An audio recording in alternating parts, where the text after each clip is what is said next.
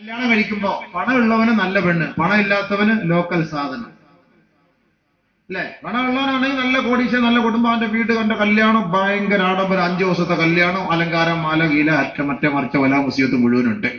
ഇല്ലാത്ത സാധുക്കളുടെ ആണെങ്കിലോ ഒന്നുമില്ല, ഒരു ഓട്ടോറിക്ഷ മാത്രം, ശരി, അതിനകത്ത് പോയിട്ട് തന്നെ. പിന്നെ ഇവിടെ നാട്ടിലെ ഡ്യൂപ്ലിക്കേറ്റ് സാധുക്കളുണ്ട്, ടിപ്പർ ലോറിയിൽ വന്നിറങ്ങുന്നവരുണ്ട്. പുതിയ ആപ്പിളെ കൊണ്ടുവന്ന് ടിപ്പർ ലോറിക്കകത്തും JCB-ക്കകത്തൊക്കെ കൊണ്ടുവന്നിറങ്ങുന്നത് അവർ വെറും സാധുക്കളാണ്. അവർക്ക് അല്ലാഹു റബ്ബുൽ ഇസ്സത്ത് നല്ലൊരു വണ്ടി കൊടുക്കട്ടെ, കല്യാണം കഴിക്കുന്ന ദിവസത്തിലെങ്കിലും ഒരു നല്ല വണ്ടി കൊടുക്കട്ടെ എന്ന് ആഗ്രഹിക്കുകയാണ്. കല്യാണം കഴിച്ചാൽ അതാണ് നമ്മുടെ ഉമ്മത്തിനോട് ബാല്യക്കാർക്ക് പറ്റിയ കുഴപ്പമെന്ന് പറഞ്ഞാൽ, കല്യാണം കഴിച്ച് കൃത്യസമയത്ത് പെണ്ണിനെ വീട്ടിൽ കൊണ്ടുവന്ന് സ്വസ്ഥമായിട്ട് ഉറങ്ങാൻ സമ്മതിക്കൂല. അതിനകത്ത് 2 മണി കഴിഞ്ഞാൽ ഇവന്മാരിങ്ങനെ ഇതിന്റെ പിറകെ ഇങ്ങനെ കറങ്ങിയാണ്. എന്തൊരു ബലാമുസീബത്താണ് ഇവിടെ ചുറ്റിപ്പറ്റിയിരിക്കുന്ന ഈ കാസർഗോഡ് ജില്ലയിൽ. അല്ലാത്ത കഷ്ടമാണ്. ഞങ്ങളുടെയൊക്കെ നാട്ടിൽ കല്യാണം കഴിച്ച് കൊണ്ടുപോയിട്ട് പെണ്ണിനെ തിരിച്ച് 5 മണിക്കകത്ത് വീട്ടിൽ കൊണ്ട് കയറ്റിയിരിക്കും, തീർന്ന് പരിപാടി തരുന്നു. ഇത് 2 മണി വരെ 3 മണി വരെ ഇങ്ങനെ കറക്കി ഈ ദുനിയാവ് മൊത്തം ചുറ്റി വെറുതെ ഒരു തമാശ ഇങ്ങനെ ചുറ്റി കറക്കി കൊണ്ടുവന്ന് വീട്ടിൽ കൊണ്ട് 2 മണി കയറ്റി അവിടെ കൊണ്ടത് വരയ്ക്കും വാപ്പായും ഉമ്മായും കോട്ടുവായി അടിച്ച് ഇങ്ങനെ ഇരിക്കണം. അപ്പൊ ഇവരുടെ ഈ ഹക്കുകൾ പിടിച്ചെടുക്കുന്ന ഈ ചെറുപ്പക്കാർ നാളെ ആഖിറത്തിൽ അള്ളാന്റെ മുന്നിൽ സമാധാനം പറയണം. പൊന്നെ, എന്റെ പൊന്നെ, ആഖിറം എന്ന് പറയുന്ന കളിയും തമാശയൊന്നുമല്ല. ഇവിടെ നിനക്കൊക്കെ ഇത് രസമായിരിക്കും, ഇവിടെ നിനക്കൊക്കെ ഒരു രസമായിരിക്കും. അത് എത്ര പേരുടെ പ്രാക്ക് ശാപമാണെന്നറിയോ? ഇത് ഇസ്ലാമിക പാരമ്പര്യമൊന്നുമല്ല, പരിശുദ്ധ ദീൻ കിട്ടിയ നാട്, സഹാബാക്കളുടെ നാട്, എത്രയെത്ര മഹത്തുക്കൾ അന്ത്യവിശ്രമം കൊള്ളുന്ന നാട്. ഈ റാഗിംഗ് സമ്പ്രദായം ഈ കല്യാണ ദിവസത്തില് ഈ പുതുമണവാളനെയും പുതുമണവാട്ടിയും അവരുടെ ജീവിതത്തിലേക്ക് വിട്ടുകൊടുക്കാതെ പിടിച്ചു നിർത്തുന്ന ബാല്യക്കാർ, ചെറുപ്പക്കാർ, അല്ലാഹു റബ്ബുൽ ഇസ്സത്തിന് തന്നെയാണ് സത്യം. നാളെ നല്ല മറുപടി പറയേണ്ടി വരും, ആഖിറത്തിലും ദുനിയാവിലും, യാതൊരു സംശയമില്ല. ഓർത്തോളി, എത്രയെത്ര പണ്ഡിതന്മാരും മഹത്തുക്കളും ആലിമീങ്ങളും ഒക്കെ ഉള്ള സ്ഥലമാണിത്.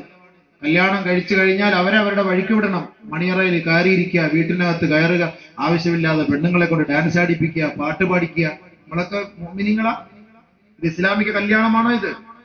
ഇതും അമുസ്ലിമുമായിട്ട് എന്ത് വ്യത്യാസം? ഇസ്ലാമിക കല്യാണം, നിക്കാഹ്, വിവാഹം എന്ന് പറഞ്ഞാൽ സ്വർഗത്തിലേക്ക് എത്താനുള്ള ഒരു കർമ്മമാണ്, റാഗിംഗ് അല്ല. നിന്റെ കേവലം ശാരീരികമായ ഇച്ഛകൾ പൂർത്തീകരിക്കാനുള്ള ആയുധമല്ല പെണ്ണ്. നമ്മളത് മനസ്സിലാക്കണം. സ്വർഗത്തിലേക്കുള്ള ഒരു കവാടമാണ് നിക്കാഹ്, വിവാഹം.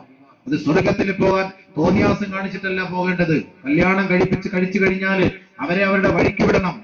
എനിക്ക് പറയാനുള്ളത് ഈ മാതാപിതാക്കളോട്, ഈ പെണ്ണിന്റെ ഉമ്മമാര് കല്യാണം ആലോചിക്കാൻ വീട്ടിൽ വരുമ്പോ നിങ്ങൾ വെക്കേണ്ട ആദ്യത്തെ ഡിമാൻഡ് ഇതാണ്: കൃത്യസമയത്ത് കുട്ടിയെ വീട്ടിലെത്തിക്കണം, ഇല്ലാതെ നിങ്ങളുടെ തോന്നിയാസം നടക്കൂല എന്ന് പറയാൻ ചങ്കൂറ്റം കാണിക്കണം. ഇത് വാപ്പ ഇങ്ങനെ താടിയിൽ കൈ കൊടുത്ത് മരിച്ച വീട്ടിയിരിക്കുന്ന പോലെ ഇരിക്കുക. എന്താ? അല്ല, മോള് മിറാജിൽ പോയിരിക്കുന്നു, ഇപ്പൊ വരും, ആകാശത്തേക്ക് നോക്കിയിട്ടിരിക്കുക, മോള് ഇപ്പൊ ഇറങ്ങി വരും ജിബ്രീലുമായിട്ട്. അവർ 2 എണ്ണം കൂടെ 2 മണിയാകുമ്പോ ഇറങ്ങി ഇങ്ങനെ വരുന്നത് കാണാം. അതിന്റെ കൂട്ടത്തിൽ കുറെ സഹാബാക്കളും കൂടെ. എന്നിട്ട് ഇവരെ ഉറങ്ങാൻ വിടുവോ? എന്നിട്ട് വീട്ടിനകത്തേക്ക് കയറ്റും. അപ്പൊ വീട്ടുകാർ എന്തെങ്കിലും ദേഷ്യപ്പെട്ട് കഴിഞ്ഞാല്, പുതിയാപ്പിളയുടെ കൂടെ വരുന്നവർക്ക് പുതിയാപ്പിളയ്ക്ക് ഒന്നും ഇഷ്ടപ്പെടില്ല. ദേഷ്യപ്പെട്ടു പോയാല് പിന്നെ ഒന്നും പുതിയാപ്പിളയ്ക്ക് ഇഷ്ടപ്പെടില്ല. ഈ കല്യാണമൊന്നും ഇസ്ലാമിക അല്ല. എന്റെ പൊന്നെ, എന്റെ പെൺകുട്ടികളെ, എന്റെ സഹോദരിമാരെ, നിങ്ങൾ അതിനെ തയ്യാറാകരുത്. ഇതൊക്കെ അനിസ്ലാമികമാണ്. അല്ലാഹു റബ്ബുൽ ഇസ്സത്ത് അനുഗ്രഹിച്ച ഒരു നാടാണിത്. ഓർത്തോളി, മുക്കിന് ഓരോ മൂലയിലും ഓരോ ദിക്കിലും മഹത്തുക്കൾ അന്ത്യവിശ്രമം കൊള്ളുകയാണ്. അപ്പൊ ഓർക്കണം, കാസർഗോഡ് മുതൽ നിങ്ങൾ ഈ കാഞ്ഞങ്ങാട് വരെ ഒന്ന് സഞ്ചരിച്ചു നോക്ക്, എത്രയെത്ര മഖാമുകൾ കാണാം, എത്രയെത്ര മഹത്തുക്കൾ അന്ത്യവിശ്രമം. അപ്പൊ എത്ര ദീൻ ഇവിടെ നടന്നതാണ്. ആ ദീൻ നിലനിർത്തേണ്ട പാരമ്പര്യം നിങ്ങൾക്കുള്ളതാണ്. ഞങ്ങള് തെക്കെടുക്കുന്നവർ ഞങ്ങൾക്ക് അവിടെ ദീനില്ല, ഒന്നുമില്ല എന്ന് പറയും. പക്ഷെ ഇതേപോലെ തോന്നിയ ദിവസം ഞങ്ങളുടെ നാട്ടിലില്ല. ഞങ്ങളുടെ നാട്ടിലുണ്ടെങ്കിൽ ആലിമ്യങ്ങളെ കല്യാണം ശക്തമായിട്ട് എതിർക്കുകയും അതിനെതിരെ പോരാടുകയും സംസാരിക്കുകയും ചെയ്യും. അതാണ് അതിന്റെ അർത്ഥം. ഞങ്ങൾ തെക്കന്മാര് സംഭവിച്ചില്ല, ഞങ്ങൾക്ക് അവിടെ ദീനൊന്നുമില്ല. ഞങ്ങളിപ്പം കണ്ട പോയിട്ടും പറഞ്ഞ് പള്ളിയൊന്നുമില്ല, അവിടെ ഒക്കെ നോക്കിയിട്ട് കണ്ടില്ല, പള്ളി കണ്ടില്ല പോലും. പള്ളി ഇപ്പൊ നിങ്ങളുടെ നാട്ടിലത്തെ പോലെ നമുക്ക് പള്ളി വെച്ച് കൊടുക്കാൻ പറ്റുമോ ഫുള്ളായിട്ട്? ഇവിടെ എപ്പോഴും നമ്മൾ അറ്റം വരെ എല്ലാം മുസ്ലിങ്ങൾ, അങ്ങനെ ഇങ്ങനെ 2 സൈഡ് പള്ളിയാണ്. ഞങ്ങളുടെ നാട്ടിൽ ഇപ്പൊ എവിടെ ഇപ്പൊ പള്ളികൾ മുസ്ലിങ്ങൾ കൂടുതലുള്ളത്.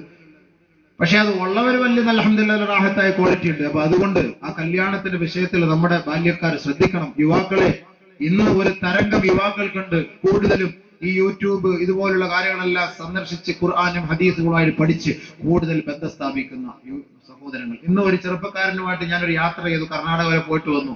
ആ സഹോദരൻ ഈ നാട്ടിലത്തെ കല്യാണത്തിന്റെയും അയാളുടെ അനുഭവങ്ങളടക്കം എന്നോട് പറഞ്ഞു. എനിക്ക് വലിയ വിഷമായി പോയി. ഞാൻ പറഞ്ഞു, ഞാൻ ഒന്ന് പ്രസംഗത്തിൽ ഒന്ന് പറയൂ എന്ന് പറഞ്ഞു. പക്ഷെ എനിക്ക് ഇപ്പോൾ എന്നോട് പറയാൻ ഒരു വിഷമമായി പോയി. കാരണം ഇന്ന് ഞാൻ അയാൾ യാത്ര അയാളെ ചോദിച്ചിട്ട് നിങ്ങൾ അയാളെ പോയിട്ട് ഹെൽപ്പ് പിടിക്കാൻ നിന്ന് കഴിഞ്ഞാൽ പ്രശ്നമാണ്. അത്രയ്ക്കും വലിയ വിഷമങ്ങളാണ് പറഞ്ഞു അദ്ദേഹം. അദ്ദേഹത്തിന്റെ ജീവിതത്തിലെ അനുഭവമാണ്. നമുക്കത് പരസ്യമായിട്ട് മൈക്കിലൂടെ പറയാൻ പറ്റില്ല. അത്രയ്ക്കും നിറകെട്ട സംസ്കാരം. അള്ളാഹു കാത്തുരക്ഷിക്കട്ടെ. അള്ളാഹു കാത്തുരക്ഷിച്ചു. ആമീൻ പറയാൻ മടി കണ്ടോ? അത് പറ്റൂല, അതൊന്നും ഒഴിവാക്കാൻ നമ്മളെ കൊണ്ട് പറ്റൂല. അതല്ലേ ആമീൻ പറയാൻ മടി.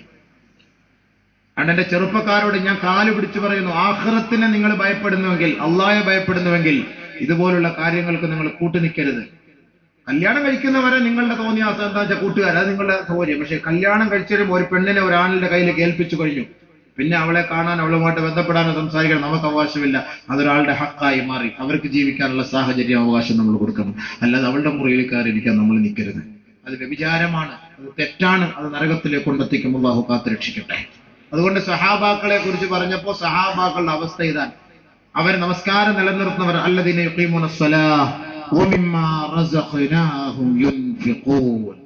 അല്ലാഹുവിന്റെ മാർഗ്ഗത്തിൽ അവർ ചെലവ് ചെയ്യുന്നവരാണ്. ഉലൈക ഹുമുൽ മുഅ്മിനൂന ഹഖ്ഖാ, അവരാണ് യഥാർത്ഥ വിശ്വാസികൾ.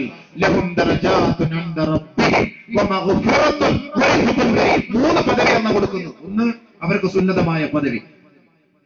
2, അവരുടെ പാപങ്ങൾ അല്ലാഹു മാപ്പാക്കുന്നു. 3, അവർക്ക് വിഭവ സമൃദ്ധമായ ഭക്ഷണം അല്ലാഹു റബ്ബുൽ ഇസ്സത്ത് അവിടെ ഒരുക്കി കൊടുക്കുകയാണ് സ്വർഗ്ഗലോകത്ത്. അല്ലാഹു തൗഫീഖ് തരട്ടെ. അല്ലാഹു നമുക്കൊക്കെ അത് നസീബാക്കട്ടെ.